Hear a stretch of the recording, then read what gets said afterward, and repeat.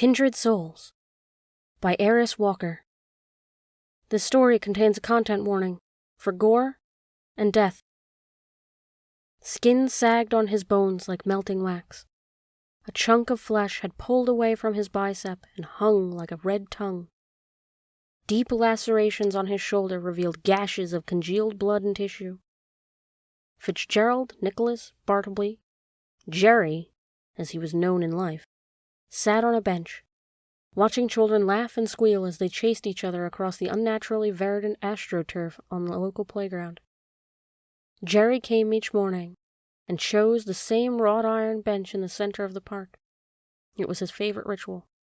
The cemetery was becoming crowded, and everyone was always in such a foul mood, so Jerry relished these moments where he could get away from all the negativity and enjoy the happy scenes of the young and the living. "Yo, Fitz!" someone called. Jerry turned to see his new grave neighbor, Wayne, crossing the grassy lot between the cemetery and the park. Jerry grumbled under his breath, "Seems he's found me," but raised his maimed right finger in a polite wave. His pinky finger dangled from a tendon. Wayne looked like a light pole, tall and skinny, and wearing all black.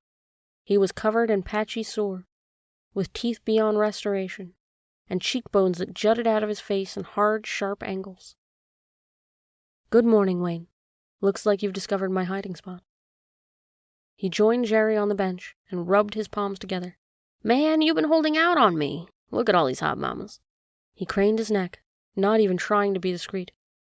He was, after all, a dead man, and entirely invisible to the living. "Whoever invented spandex, good stuff." Jerry shifted away from the man. "I don't come here to oogle, Wayne. I'm looking for someone." Wayne scratched his thinning hair. I gotcha. He elbowed Jerry in the ribcage. "No judgment from me. So who are we looking for? What's your type? Blonde, brunette, curvy, athletic?" "No, Wayne." Jerry rolled his eyes. "It's nothing like that. If you must know, I'm searching for my soulmate." Wayne raised his eyebrow. "Now?" He gestured to the cluster of organs spilling from the gash in Jerry's stomach. "I think it's a bit late for that." "Well, obviously." "No, I mean I've already met my soulmate." Wayne looked confused, so Jerry continued. "She's come to this playground sometimes with our grandchildren." Jerry's eyes roamed the parking lot for any sign of her car. Wayne leaned back on the bench and stretched his emaciated legs out in front of him. "Okay, I gotcha. Got that old-time love, okay. Yeah, I guess mine's still walking around out there somewhere. Otherwise I wouldn't still be here, right?" He laughed, a rasping sound, and his face grew serious. "It's a sick game, don't you think? Being stuck here until our soulmate gets hit by a bus or something. Then we get to what? Hold hands and skip on to Gloryland together?" He picked a scab on his cheek. "This isn't a first-grade field trip. I don't need an afterlife, buddy." Jerry scanned the playground. "You're thinking about it the wrong way." "Really? Okay, tell me how it is, Grandpa." "All right. Imagine you have met your soulmate. Maybe you've known them for a few months, a few years, or even decades. And that part of you that makes you, you, that part that outlives these bodies, is somehow connected to them. Like part of their soul has been woven with yours, and vice versa." "Okay," Wayne twitched. "And when it's time to leave, to go to whatever lies beyond, it's nice to know you're not alone, that your kindred soul is there to make the jump with you." Wayne dug in an open sore on his wrist, half listening. "Yeah, man, but not everybody finds someone like that. I've never loved anyone enough they could have been my soulmate." Jerry scratched his white stubble. "Well, from what I've gathered, it isn't always a lover, our kindred soul. I met a woman back at the cemetery who finally passed over when her twin sister died." "Man, that's wild," Wayne said. "So you're telling me you can't think of anyone who could have been your soulmate?" Wayne sighed. "Maybe someone from when I was a kid. My best friend in the whole world, Jessica. We did everything together, but my family moved away. She stayed behind, and that was that. I never saw her again. He exhaled and turned, pointing a thumb at Jerry's hacked-up body. But anyway, I've been meaning to ask. What got you, man? Must have hurt like hell. Jerry looked down at his legs, turning one over so the exposed bones showed under the missing chunk of flesh. It was a couple years ago now. Reckless boat driver. I was swimming and they didn't see me. Sliced me up like a tomato. Damn. Yep. What about you? Wayne leaned forward and rested his elbows on his knees, spine protruding from his back like gnarled wood. I guess it was a little bit of everything, but in the end, it was the heroin that got me. Just didn't know when to quit. Or really, I guess I couldn't quit. Jerry nodded. I'm sorry to hear that. My own damn stupidity. It's all so clear when it's over, isn't it? What we should have done differently? You're right, man. Wayne nodded his head too forcefully, and one eyeball popped out and rolled near his feet. Oops. Sorry you had to see that. It happens, Jerry said. They sat in silence for a few moments, watching mothers push their toddlers in swings, or guide them up the rungs of ladder. A man in a baseball hat held a small boy in his arms as he tried to maneuver the monkey bars. When the boy slipped, the man caught him and spun him in a circle, and they both laughed. Wayne coughed. I wish I'd been more like that. What was that now? Jerry looked at Wayne. Wayne pointed at the pair. You know, like a family man, a good dad, someone a kid could have looked up to. Jerry didn't know what else to say. He shifted on the bench and crossed his legs, exposing 3 missing toes on his left foot. Wayne sat straight up and leaned closer to Jerry. Say, Fitz! It's Jerry. Jerry, sorry. Who's that over there? I haven't seen her around. Wayne pointed to a red-haired woman on the other side of the playground. Her head was jacked at a 45-degree angle, and her broken collarbone had pierced through her skin. Must be newly dead, Jerry said.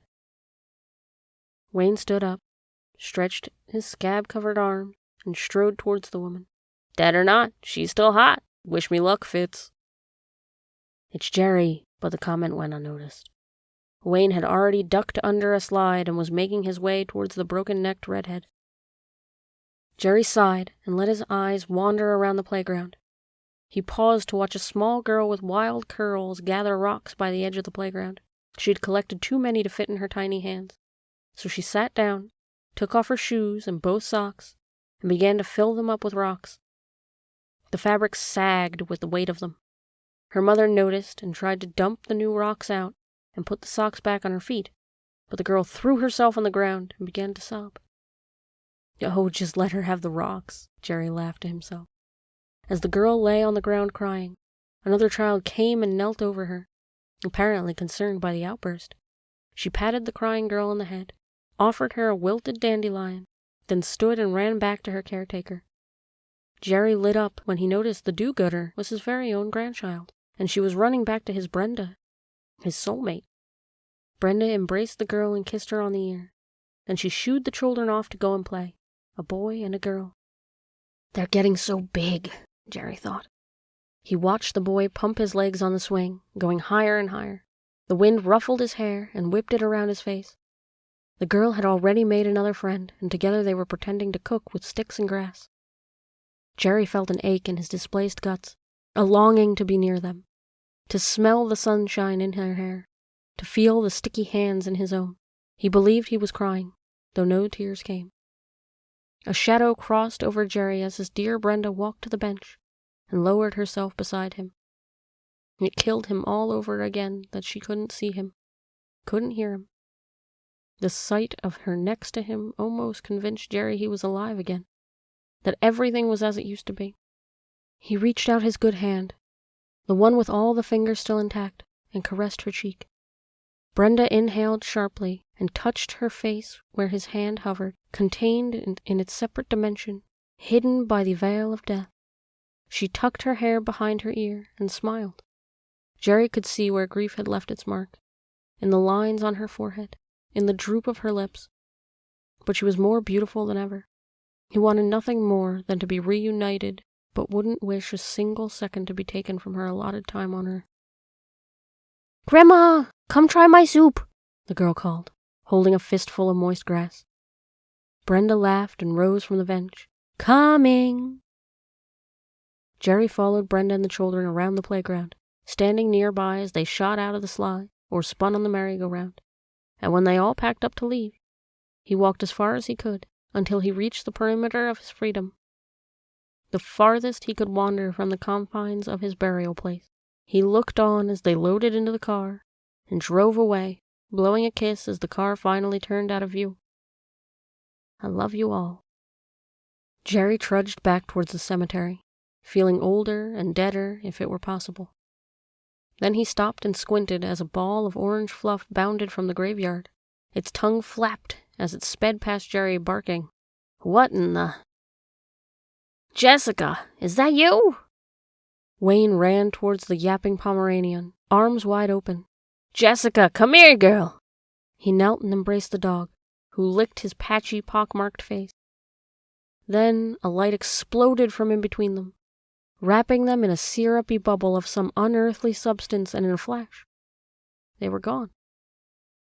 Jerry laughed, shaking his head. "I did not see that one coming."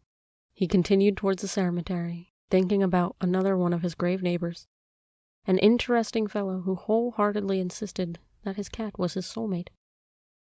Jerry looked behind him, where Wayne and his long-lost dog had made their jump to the beyond together. Maybe, just maybe, he's right.